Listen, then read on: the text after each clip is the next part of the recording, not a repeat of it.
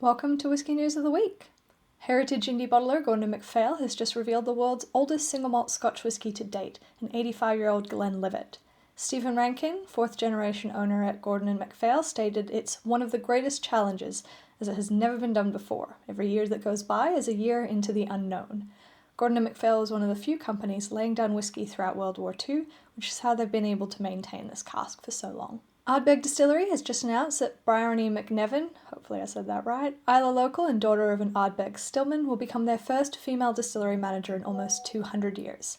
She follows in the footsteps of Margaret and Flora McDougall, sisters of the founder John McDougall and owners of the distillery throughout the 1850s.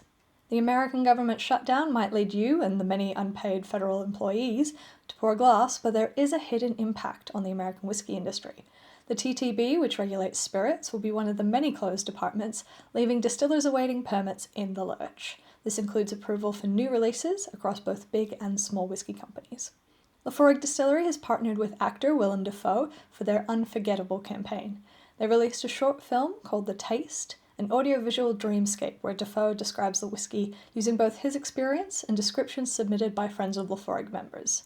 The actors also collaborated with their senior whiskey maker, Sarah Dowling, to create a limited edition whiskey due in 2026. Buffalo Trace Distillery has officially filled barrel number 9 million since Prohibition, and they aren't slowing down anytime soon.